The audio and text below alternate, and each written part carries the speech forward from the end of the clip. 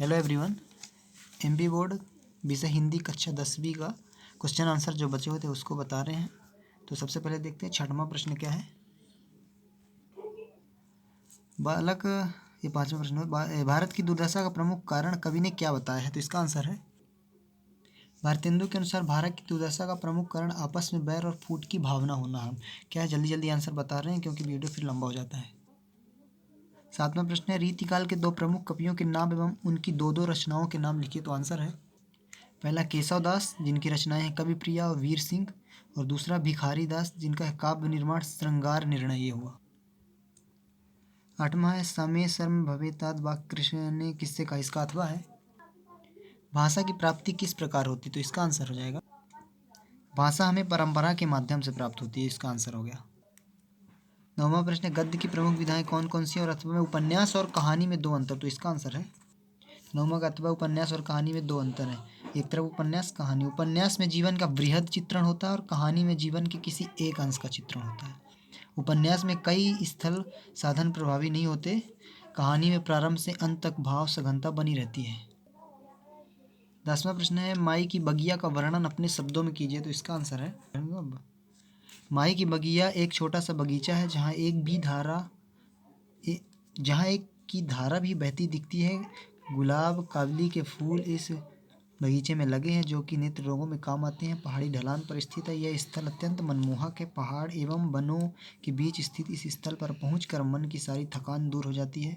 माई शब्द माता नर्मदा का बोधक। हम जल्दी जल्दी पढ़ रहे हैं क्योंकि आपको केवल लिखना है, इसलिए जल्दी वीडियो लंबा ना हो इसलिए मैं केवल जल्दी जल्दी पढ़ रहा हूँ। आप इसको रोक के लिख सकते हैं या स्क्रीनशॉट ले सकते हैं। 11वां प्रश्न है निम्नलिखित वाक्यों को निर्देशानुसार परिवर्तित कीजिए। पहला मोहन राजगढ़ में रहता है, निषेधात्मक बनाना, और मीरा सुंदर है, विषयादि बोधक। 11वां निषेधात्मक वाक्य हो जाएगा मोहन राजगढ़ में नहीं रहता है, और विस्मयादि बोधक हो जाएगा अरे मीरा सुंदर है। 12वां वक्रोक्ति अलंकार को उदाहरण सहित परिभाषित कीजिए। तो इसका आंसर है वक्रोक्ति अलंकार जहाँ कथित का ध्वनि द्वारा दूसरा अर्थ ग्रहण किया जाए वहाँ वक्रोक्ति अलंकार होता है। उदाहरण है मैं सुकुमारी नाथ बन जोगू तुम्हें उचित तप मोकई भोगू। अगला प्रश्न है नर्मदा और सोन से संबंधित लोक कथा लिखी अथवा भारतीय चिकित्सा विज्ञान का स्वर्ण युग किसे कहा जाता है? इसका आंसर लिखते हैं। मैं इसको जल्दी पढ़ दे रहा हूँ, आप लिख सकते हैं। ईसा से 600 वर्ष पूर्व और सन 1000 ईस्वी तक का समय भारतीय चिकित्सा विज्ञान के लिए स्वर्ण युग था। अत्रेय, जीवक, चरक और बाघभट्ट जैसे यशस्वी चिकित्सा शास्त्रियों ने भारत की पावन भूमि पर जन्म लिया। काशी के साथ साथ नालंदा और तक्षशिला के प्राचीन विश्वविद्यालय भी सैकड़ों वर्ष तक उच्च कोटि की शिक्षा के लिए विश्वविख्यात रहे। यहाँ दूर दूर से विद्यार्थी आते और चिकित्सा विज्ञान में निपुण होकर मानव कल्याण करते थे। चिकित्सा विज्ञान के कुछ इतिहासकारों का तो यह भी कहना है कि यूनानी चिकित्सा पद्धति के बहुत से सिद्धांत प्राचीन भारतीय चिकित्सकों के विचार पर ही आधारित थे। 14वां प्रश्न है समास विग्रह कर समास का नाम लिखना। भरसक, बाल लीला और चिंता मुक्ति। मूल शब्द भरसक का भर प्लस का अव्ययी भाव समास है, और बाल लीला बालपन की लीला है, तत्पुरुष समास। और चिंता मुक्त चिंता से मुक्त, ये भी तत्पुरुष समास है। 15वें रस के अंगों का वर्णन कीजिए अथवा अतिशयोक्ति अलंकार की परिभाषा उदाहरण सहित लिखिए। तो इसको लिखते हैं अतिशयोक्ति अलंकार जहाँ कोई बात आवश्यकता से अधिक बढ़ा चढ़ाकर कही जाए वहाँ अतिशयोक्ति अलंकार होता है।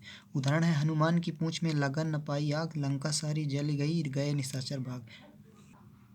16वां प्रश्न है सूरदास जी का जीवन परिचय, तुलसीदास का। सूरदास का जीवन परिचय लिखते हैं, जल्दी जल्दी लिखते हैं।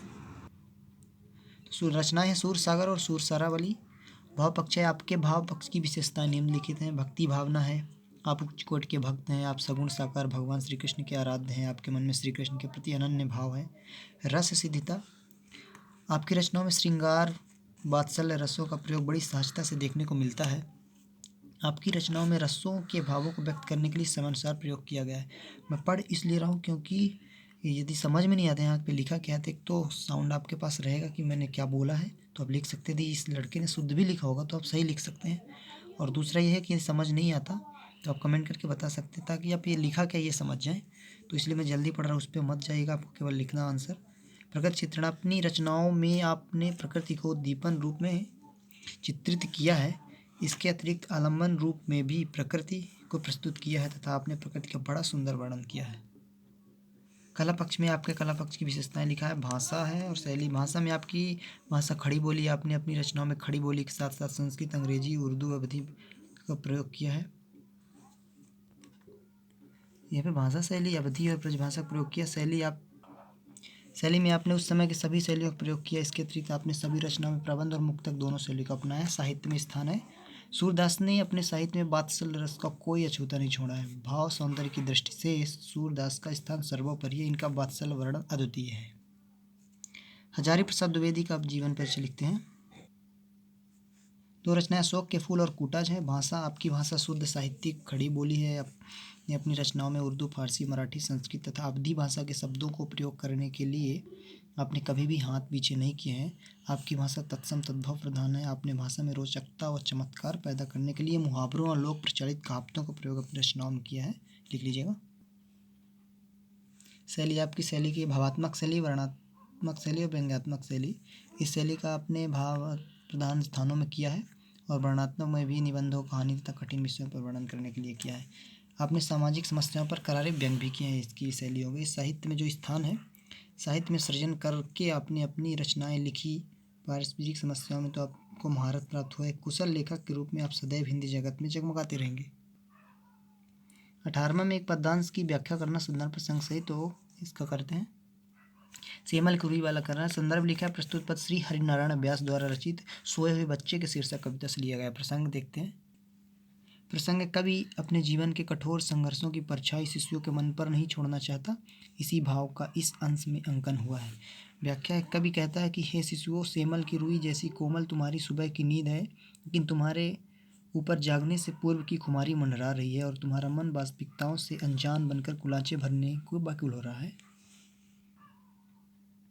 इसे विशेष भी लिखा हुआ है, इसको चाहे तो आप न लिखें। अनुप्रास, विमुक्त, अलंकार, ये चीज़ें हैं, इसको छोड़ सकते हैं आप। 19वां प्रश्न है, इसमें एक गद्यांश दिया हो, इसकी संदर्भ प्रसंग व्याख्या करना। तो अथवा वाला गेहूं वाला कर रहे हैं और जल्दी जल्दी इसमें आपको करना, क्योंकि वीडियो बहुत लंबा हो जाएगा इस तरह में। तो इसका अथवा दिखाते हैं। ये जो पाठ है गेहूं और गुलाब शीर्षक के ऐसे लिया गया है। इसके लेखक रामवृक्ष बेनीपुर हैं। इसमें लेखक ने भूख और शारीरिक आवश्यकताओं को दूर करने के समय को बताया है। व्याख्या है, गेहूं भूख एवं शारीरिक आवश्यकताओं का प्रतीक है, तो गुलाब मानसिक तृप्ति और सौंदर्य बोध का। गेहूं की दुनिया खत्म होने जा रही है, वह स्थूल दुनिया जो आर्थिक और राजनीतिक रूप से हम सब पर छाई हुई है, जो आर्थिक रूप से रक्त पीती रही है, राजनीतिक रूप की धारा बहाती रही है। अब वह दुनिया आने वाली है जिसे हम गुलाब की दुनिया कहेंगे। तो ये इसका आंसर हो गया, और आप रोक के देख सकते हैं या स्क्रीनशॉट ले सकते हैं। अगला क्वेश्चन देखते हैं। एक यहाँ पे गद्यांश दिया हुआ है, तो इसका शीर्षक लिखना है, सारांश लिखना है और मनुष्य किस कारण श्रेष्ठ माना गया है। तो शीर्षक है कर्मशील मानव और सारांश दिया, मानव जीवन का महत्व कम करने में ही है। कार्य करके ही मनुष्य ने इस पृथ्वी का स्वरूप बदल दिया है। कर्म से ही मनुष्य सर्वश्रेष्ठ है, इसी गुण के कारण देवता भी उनसे ईर्ष्या करते हैं। और तीसरा का है, मनुष्य अपने कर्म बल के कारण श्रेष्ठ है। 21वां में शुल्क मुक्ति का जो आवेदन पत्र उसको आप देखिए, उसको मैं जल्दी जल्दी पढ़ दे रहा हूँ। तो ये सेवा में श्रीमान प्राचार्य महोदय, स्कूल का नाम लिख देना। शुल्क मुक्ति हेतु आवेदन। मान्यवर सविनय नम्र निवेदन है कि मैं आपके विद्यालय कक्षा 10वीं का छात्र हूँ। पिताजी शासकीय सेवा में, मासिक का केवल 2000 है। इससे कमाई में परिवार का पालन पोषण बड़ी कठिनता से हो पाता है।